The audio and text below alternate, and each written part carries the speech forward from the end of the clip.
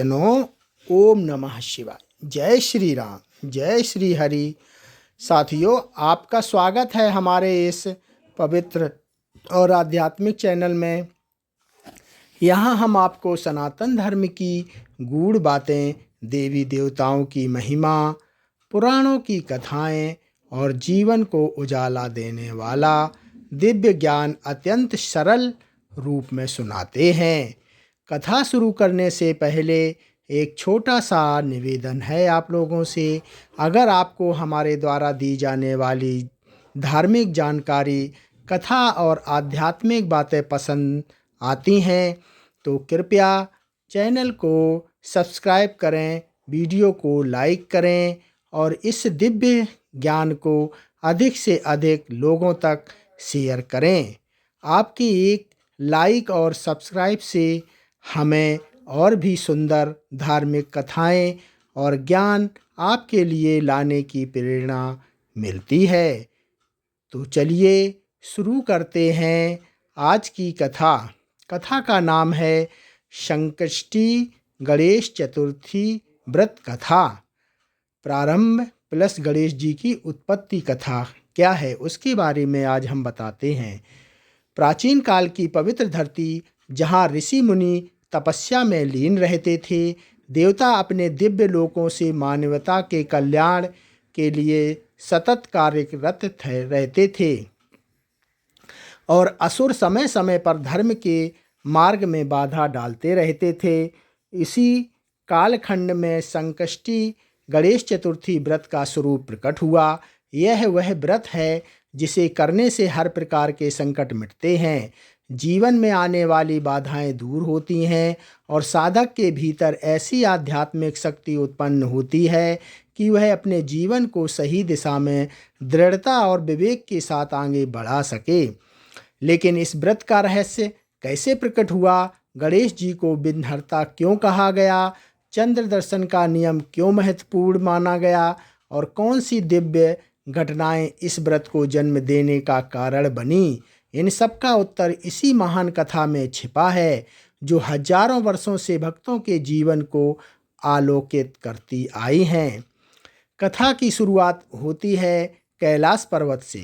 यह वह दिव्य धाम जहां हिमालय की श्वेत चोटियों पर चमकती किरणें शिव शक्ति की महिमा का बोध कराती रहती हैं। महारुद्र भगवान शिव अर्धनारीश्वर रूप तांडव और समाधि के स्वामी और उनके समीप जगत जननी त्रिकालदर्शी सर्वमंगला माता पार्वती, दोनों का वास कैलाश पर ऐसे था मानो ब्रह्मांड की सर्वश्रेष्ठ ऊर्जा उसी स्थान पर प्रवाहित होती है। एक दिन माता पार्वती ने स्नान करने की इच्छा की। शिवजी गहन ध्यान में लीन थे। कैलाश पर अनेक गण, योगिनी, ऋषि, सिद्ध, अप्सराएं और देवगण आते जाते रहते थे। माता ने सोचा, मुझे स्नान करते समय कोई बाधा ना आए और कोई अनधिकृत में प्रवेश ना करे। मुझे सुरक्षा चाहिए। माता पार्वती ने अपने अंग से निकली उबटन और दर्तन सामग्री को एकत्र किया और प्रेम पूर्वक मन के संकल्प और शक्ति के साथ उससे एक सुंदर तेजस्वी बालक की मूर्ति बनाई। फिर उन्होंने उसमें दिव्य प्राण फूंक दिए। इसी प्रकार निर्मित वहाँ यह बालक, जो आगे चलकर संसार का पहला पूज्य देवता श्री गणेश बना। माता ने स्नेह पूर्वक आदेश दिया, बस मैं स्नान करने जा रही हूँ। मेरे स्नान गृह के द्वार पर पहरा देना। जब तक मैं बाहर ना आ जाऊं, किसी को भीतर मत आने देना, चाहे वे देवता ही क्यों ना हो। बालक ने मस्तक झुकार कर आज्ञा स्वीकार की। इत्तेफाक से उसी समय शिवजी अपनी समाधि से बाहर आए। वे पार्वती के कक्ष की ओर बढ़े। तभी गणेश जी ने हाथ जोड़कर लेकिन दृढ़तापूर्वक कहा, देव, मेरी माता स्नान कर रही हैं, आपको अंदर जाने की अनुमति नहीं है, कृपया प्रतीक्षा करें। शिवजी ने आश्चर्य से देखा, एक अनजान बालक उनके कैलाश द्वार पर और रोकने का साहस शिवजी के गणों ने भी चेताया। यह स्वामी है, देवाधिदेव महादेव, इन्हें कौन रोक सकता है? किंतु गणेश जी अपनी माता की आज्ञा के प्रति अटल रहे। उन्होंने कहा, माता की आज्ञा सर्वोपरि है, चाहे कोई भी हो, मैं भीतर नहीं जाने दूंगा। शिवगढ़ क्रोधित हुए। उनमें और गणेश जी के बीच तीव्र संघर्ष हुआ। गणेश जी ने अद्भुत पराक्रम का परिचय दिया। मात्र उपटन से बने एक बालक ने शिवगणों को बार बार परास्त किया। यह अलौकिक दृश्य था। संदेश स्पष्ट था। पार्वती शक्ति की पुत्री थी कि शक्ति अपरंपार है। अंत में स्वयं शिवजी आगे आए। उन्होंने चेतावनी दी, बालक हट जाओ, मैं तुम्हारे द्वारा रोके जाने वाला नहीं। गणेश जी ने कहा, मैं धर्म का पालन कर रहा हूँ, मैं हट नहीं सकता। वहाँ युद्ध हुआ। शिवजी ने त्रिशूल चलाया और बालक का मस्तक धड़ से अलग होकर दूर जा गिरा। दिशा दिशा में कौन छा गया। सभी गण ऋषि देव स्तब्ध हो गए। उसी समय माता पार्वती स्नान पूर्ण कर बाहर आईं। उन्होंने गणेश का निर्जीव शरीर देखा और उनके क्रोध का ज्वार उमड़ पड़ा। माता का क्रोध इतना प्रचंड था कि पूरा ब्रह्मांड कांप उठा। उन्होंने गर्जना की, हे शंकर, आपने मेरे पुत्र का वध क्यों किया? आज यदि मेरे पुत्र को जीवित नहीं किया गया तो मैं संपूर्ण सृष्टि को विनाश की अग्नि में झोंक दूंगी। देवता भय से कांप उठे। नर किन्नर यक्ष दानव सभी को लगा कि अब प्रलय अवश्य होगा। महादेव ने माता को शांत करने के लिए कदम उठाए। उन्होंने विष्णु जी से कहा, हे जगन्नाथ, कृपा करके ऐसा मस्तक लाओ जो शुद्ध, निष्पाप और योग्यता वाला हो, जिससे इस बालक का पुनर्जनन पूर्ण हो सके। विष्णु जी और ब्रह्मा जी देवगणों के साथ पृथ्वी पर गए। उन्हें एक वन में एक माता हाथिनी अपने शिशु के साथ दिखी। वह बाल हाथी अत्यंत पवित्र, निष्पाप और मासूम था। देवताओं ने विनती की, हमारे कारण ब्रह्मांड का कल्याण जुड़ा है, और उन्होंने हाथी बालक का मस्तक ले लिया। वापस आकर उन्होंने वह मस्तक गणेश के धड़ पर स्थापित किया। शिवजी ने अपने वरदान से उसे जीवन दिया, और जब बालक पुनः जीवित हुआ, माता पार्वती की आंखों में आनंद के आंसू छलक पड़े। सभी देवों ने तालियां बजाईं। कैलाश पर्वत पर दिव्य प्रकाश फैल गया और शिवजी ने घोषणा की, आज से यह पुत्र गणों या अधिपति होगा। इसका नाम गणेश होगा और यह सर्वप्रथम पूजनीय होगा। अग्र पूज्य किसी भी कार्य की प्रारंभ में इसका स्मरण किया जाएगा। इसी घटना के बाद गणेश जी विघ्नहर्ता कहलाए। लेकिन कथा यहीं समाप्त नहीं होती। संकष्टी गणेश चतुर्थी व्रत का संबंध इससे भी आगे अन्य घटनाओं से जुड़ा है। संकष्टी गणेश चतुर्थी व्रत कथा, चंद्रदेव का श्राप, संकष्टी चतुर्थी की उत्पत्ति, राजा ऋषि की कथा आदि। कैलाश पर्वत पर गणेश जी का पुनर्जन्म, उनका अग्र पूज्यता प्राप्त करना और माता पार्वती का प्रसन्न होना, ये सारी घटनाएं पृथ्वी, स्वर्ग और पाताल तीनों लोकों में फैल चुकी थी। देवता गणेश जी की स्तुति कर रहे थे। ऋषिगण उनके ज्ञान की प्रशंसा कर रहे थे। गणेश जी धीरे धीरे समाप्त लोगों के लिए के प्रिय देवता बनते जा रहे थे। उनकी बुद्धि, उनका विनम्र स्वभाव, बाल सुलभ सरलता और साथ ही अद्भुत क्षमता, इन सब ने उन्हें विघ्नहर्ता के रूप में स्थापित कर दिया था। एक बार गणेश जी ने सोचा कि वे समस्त लोकों का भ्रमण करें, देवताओं, ऋषियों, यक्षों, किन्नरों, नागों से मिलें। माता के आशीर्वाद से वे अपने मुसक वाहन पर आरूढ़ हुए और आकाश की ओर प्रस्थान किया। उनके शरीर पर दिव्य आभूषण, हाथ में मोदक की माला और मुख पर तेजस्वी शांति। उनका पूरा रूप ऐसा था कि जिसे देखकर हर कोई प्रसन्न हो जाए। इसी भ्रमण के दौरान वे देवलोक पहुँचे।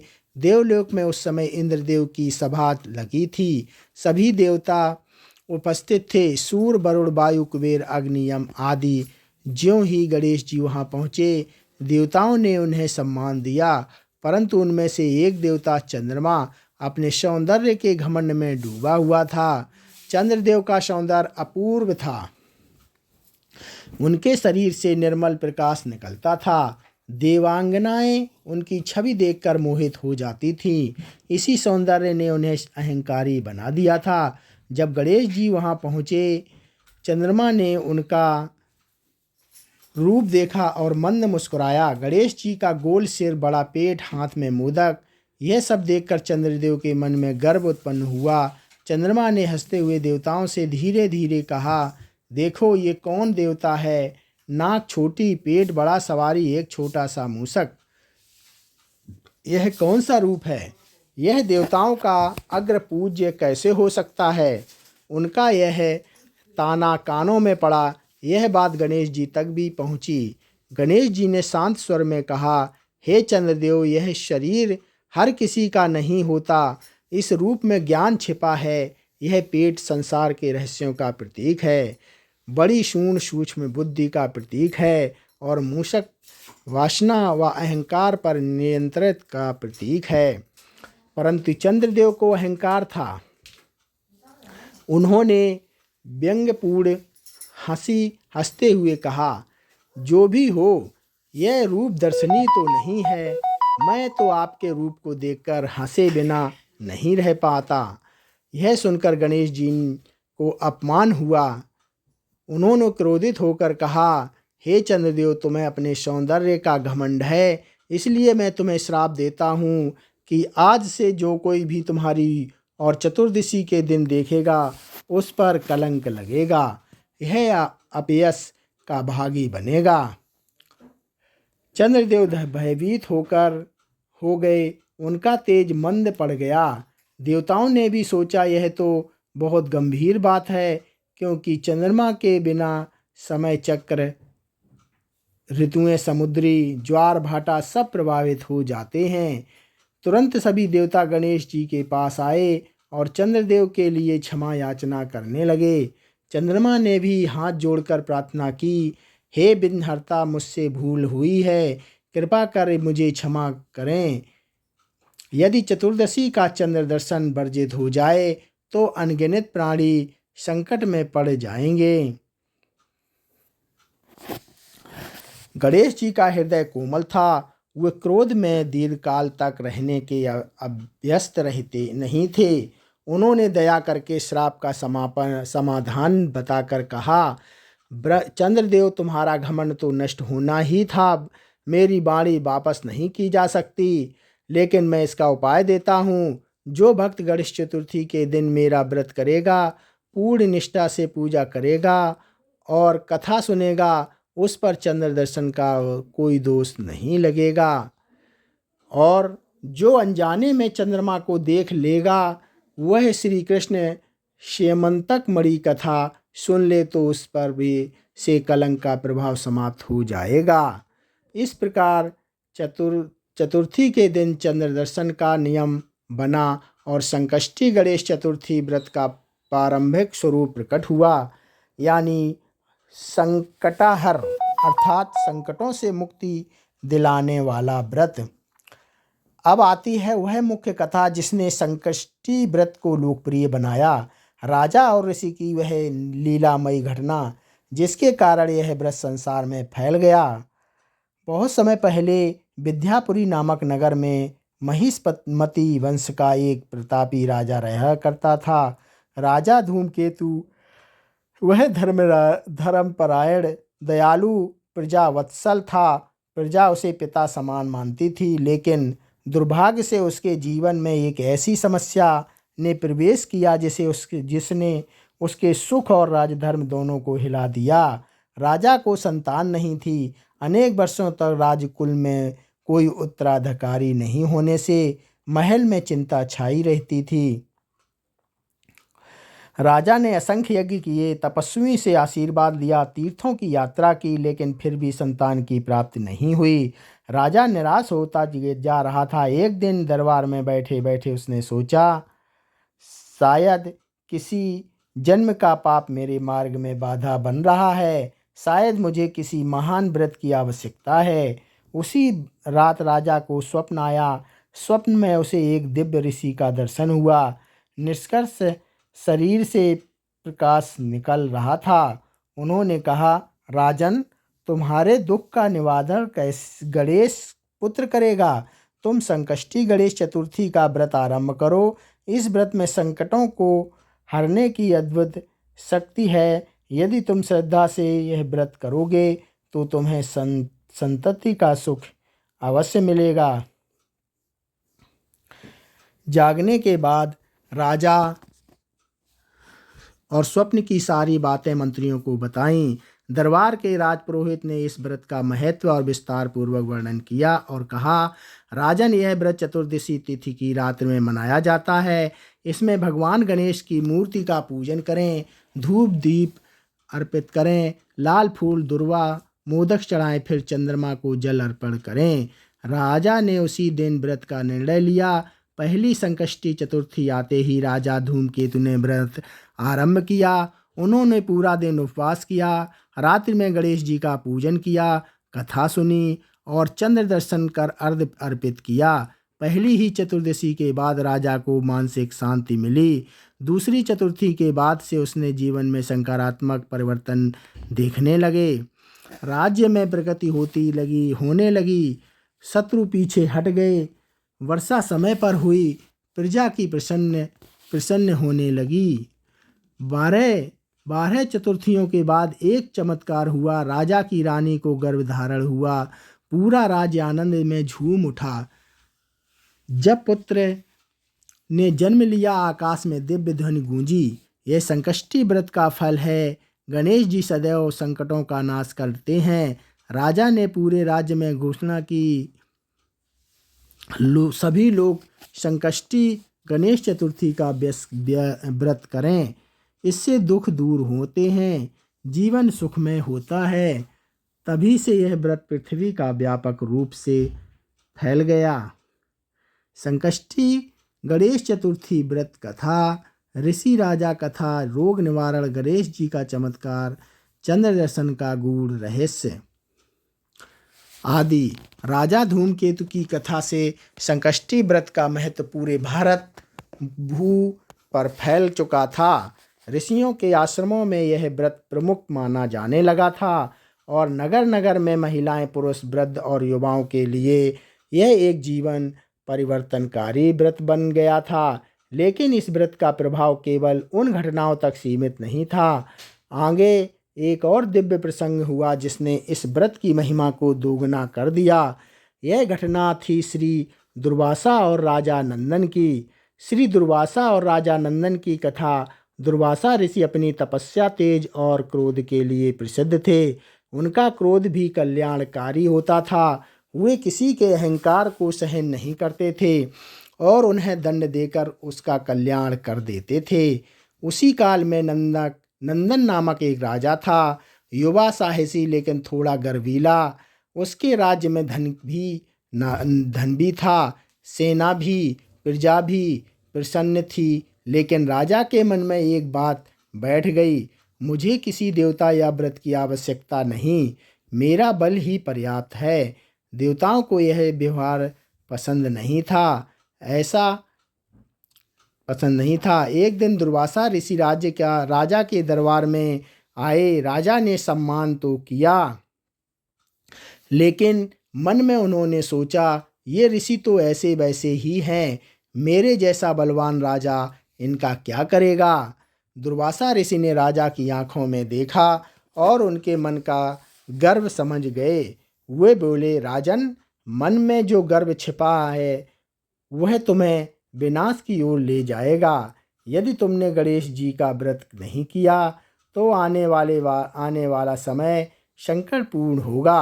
राजा ने मुस्कुराकर कहा, ऋषिवर, मेरे राज्य में धन संपदा की कोई कमी नहीं है।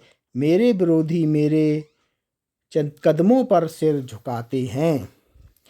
मुझे किसी व्रत की आवश्यकता नहीं। दुर्वासा ने शांत स्वर में कहा, अच्छा, यदि ऐसा है तो तुम्हारे जीवन में अगली चतुर्दशी तक एक भी शुभ कार्य सिद्ध नहीं होगा। चाहे तुम कितनी भी मेहनत कर लो, सब विफल होगा। और ऋषि चले गए।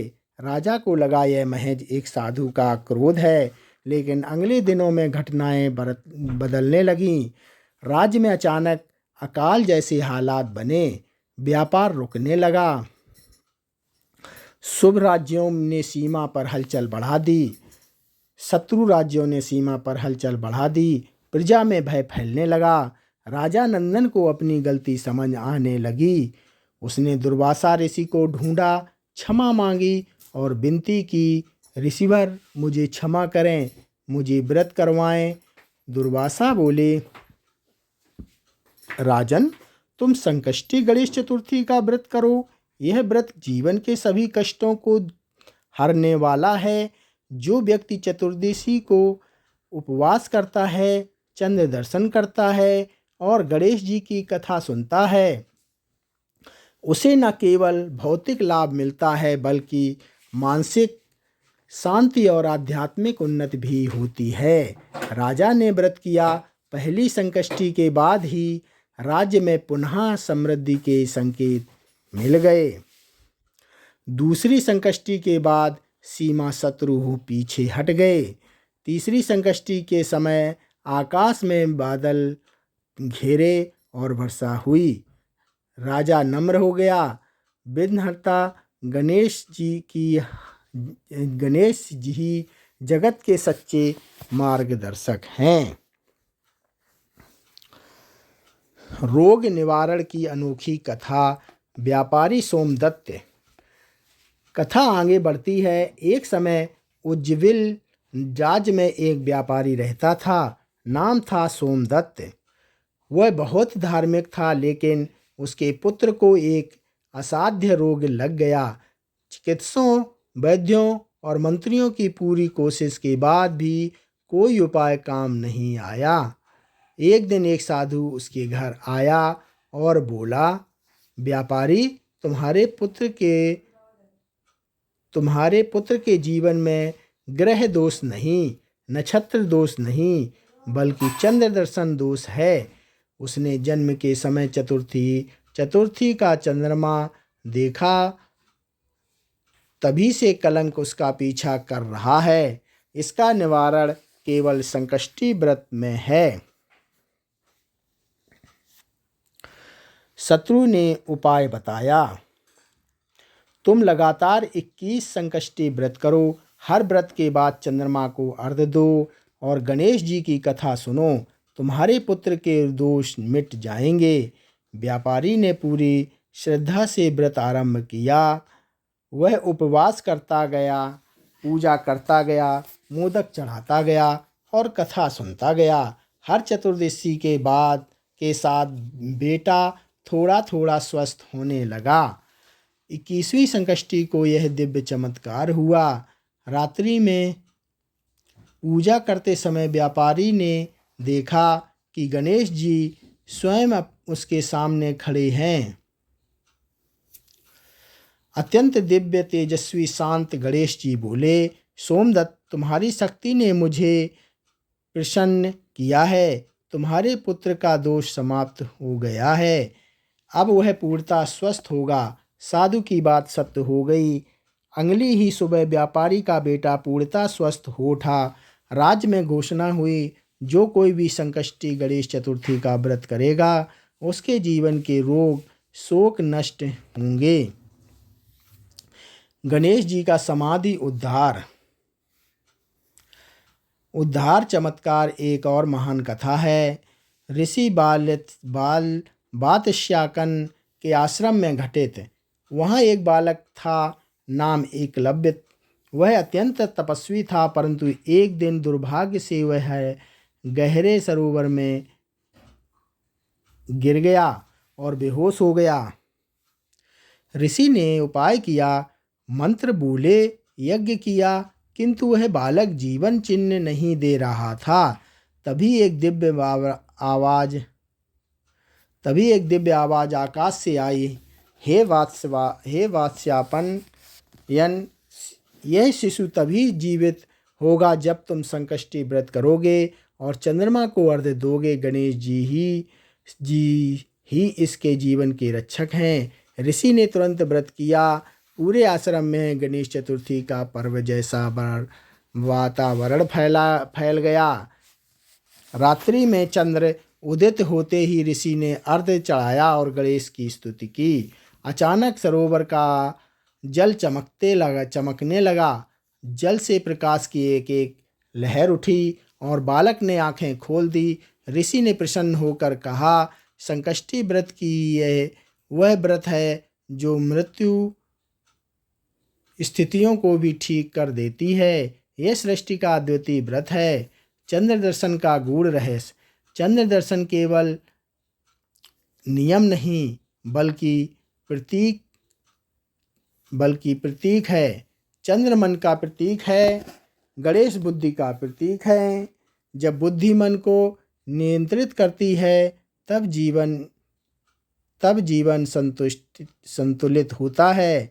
गणेश जी चतुर्थी के दिन मन आध्यात्मिक संवेदनशील रहता है। यदि व्यक्ति उस दिन अशांत मन से चंद्र को देखे तो वह मानसिक भ्रम और कलंक जैसी ऊर्जा का सामना कर सकता है। इसलिए गणेश जी ने कहा, पहले मुझे पूजो, बुद्धि को स्थिर करो, सिर पर चंद्र को देखो, तुम्हारे मन में कोई दोष नहीं आएगा। यही संकष्टी चतुर्थी का रहस्य है। संकष्टी गणेश चतुर्थी व्रत कथा। अवैध काल से के चमत्कार, गुप्त वरदान, फलश्रुति और कथा सम्मान। संकष्टी गणेश चतुर्थी का व्रत पृथ्वी पर फैलते फैलते केवल मानवों तक सीमित नहीं रहा। देवता, गंधर्व, किन्नर, नाग, यक्ष सभी इस व्रत को करने लगे। हर ने अपने अपने जीवन में इस व्रत के चमत्कार देखे। धीरे यह व्रत ब्रह्मांड में सबसे शक्तिशाली और संकष्ट नामक व्रतों में से एक माने जाना लगा। यह अंतिम और सबसे महत्वपूर्ण घटना आती है, अवैध काल का महान चमत्कार सिद्ध, और जो इस व्रत की वास्तविकता सिद्ध करता है। अवैध काल की कथा। जब पृथ्वी पर अंधकार छा गया, एक समय ऐसा आया जब पृथ्वी पर बड़े बड़े दैत्य और पिशाच सक्रिय हो गए। कहीं महामारी फैली हुई थी, कहीं सूखा पड़ा था, कहीं युद्ध हो रहे थे। मनुष्य मानसिक रूप से टूट चुका था। ऋषियों की तपस्या में बाधाएं आने लगीं। ध्यान करने वाले साधक परेशान होने लगे। तभी देवताओं ने मिलकर एक सभा की। इष्ट देव ने कहा, संकट आध्यात्मिक बढ़ रहे हैं, मनुष्यों का मन दुर्बल हो गया, वैभव भ्रमित कर रहे हैं। ऐसे समय में कोई महान देवता ही पृथ्वी की रक्षा कर सकता है। देव ऋषि नारद ने समाधान बताया, आज मनुष्य को जिस ऊर्जा की आवश्यकता है वह गणेश की ऊर्जा है। यदि मनुष्य संकष्टी चतुर्थी व्रत को धारण करेगा तो उसका मन दृढ़ होगा, बुद्धि जागृत होगी और दैत्य उसे प्रभावित नहीं कर पाएंगे। देवताओं ने पृथ्वी के लोगों के सामने संदेश भेजा, तुम संकष्टी व्रत करो, तुम्हारे जीवन के कष्ट मिटेंगे। वह सरल स्वभाव का था, लेकिन उसके घर में निरंतर परेशानियां थीं। गायें बीमार हो जाती, घर में धन की कमी रहती, परिवार में झगड़े होते, खेत सूख जाते, मन चिंता से भरा रहता।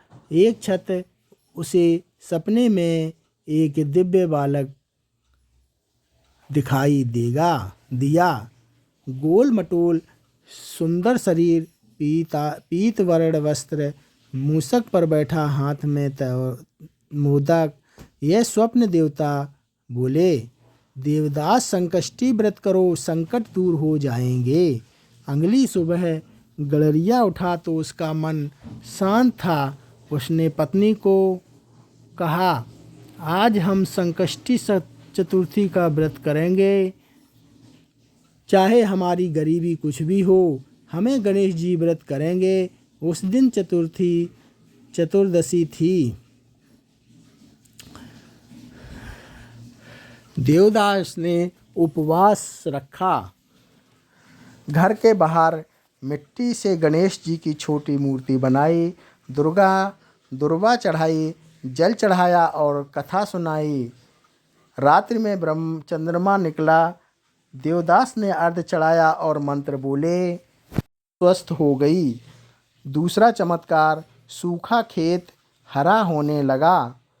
घर के झगड़े खत्म होने लगे, जैसे किसी ने मन में शांति भर दी हो।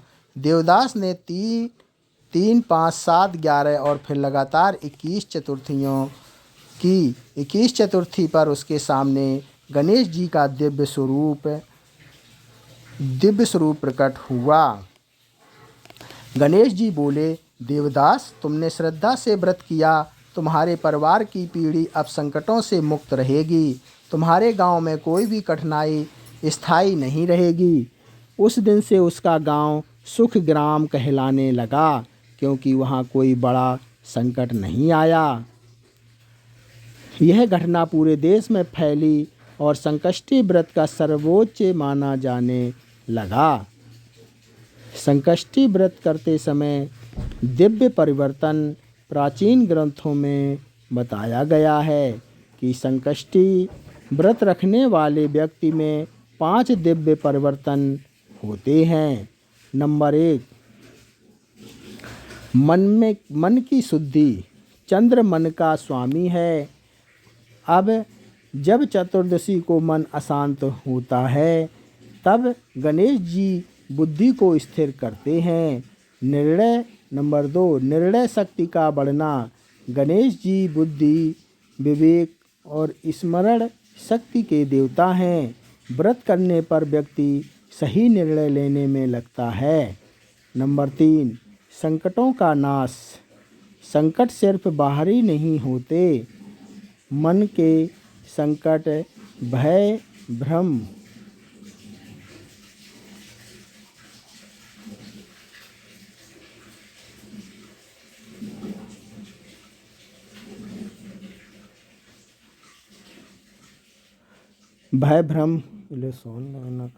नकारात्मक ऊर्जा, बाधाएं, ये सब नष्ट होने लगते हैं। नंबर 4, धन और अवसर का आगमन। मंगल और बुध ग्रह स्थिर होते हैं, जिससे नौकरी, व्यापार, परीक्षा, सौभाग्य, सुधार होने लगता है। घर में सौहार्द। नंबर 5, घर में सौहार्द और प्रेम। गणेश जी परिवार और समरसता के देवता हैं। जहाँ गणेश जी की उपासना होती है, वहाँ कलह टिक नहीं पाती। अब सुनिए फलश्रुति, व्रत करने से क्या क्या मिलता है। इस कथा के अंत में प्राचीन ऋषियों ने भी जो फलश्रुति बताई है, वह अत्यंत प्रभावशाली है। जो व्यक्ति संकष्टी व्रत करता है, उसके जीवन का हर संकट मिट जाता है, कार्य सिद्धि होती है, मन प्रसन्न रहता है, परिवार में शांति रहती है, संतान सुख मिलता है, धान्य बढ़ता है, भय, रोग और क्लेश दूर होते हैं, ग्रह दोष शांत हो जाते हैं, परीक्षा, व्यापार, नौकरी, हर क्षेत्र में सफलता मिलती है, व्यक्ति के घर में लक्ष्मी स्थायी होती है, चंद्र दर्शन दोष नहीं लगता। जो यह कथा सुनता है, उसके पाप नष्ट होते हैं, अशुभ ग्रह शांत होते हैं, विघ्नहर्ता गणेश जी उसका मार्ग प्रशस्त करते हैं। कथा का पवित्र समापन। अंत में सारे देवता गणेश जी के सामने उपस्थित होकर बोले, हे प्रथम पूज्य, आपने संसार के संकट दूर किए। आपने मनुष्य को भक्ति, बुद्धि, विवेक और शक्ति दी। यह संकष्टी व्रत आपके द्वारा दिया गया सबसे महान वरदान है। गणेश जी मुस्कुराए। जो भक्त चंद्र दर्शन के साथ संकष्टी व्रत करेगा, उसकी सारी बाधाएं दूर होंगी, उसके जीवन में सुख, शांति और वैभव स्थायी होगा। मैं स्वयं उसके घर में वास करूंगा। यह कहकर गणेश जी ने अपना दिव्य रूप दिखाया। 4 भुजाएं, हाथों में अंकुश, पास मोदक, और वरमुद्रा मूषक वाहन चमक रहा था। आकाश में पुष्प वृष्टि होने लगी। देवताओं ने गणेश जी की स्तुति की।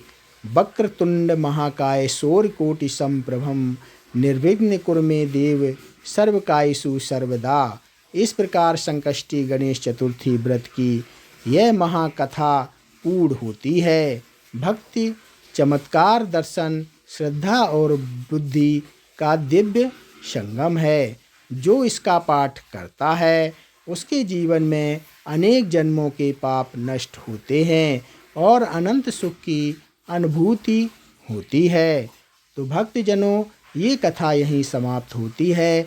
आप लोगों को कैसी लगी हमें कमेंट करके ज़रूर बताएं और कमेंट में ओम जय गणेशाय नमः ज़रूर लिखना, जिससे हमको पता चलेगा।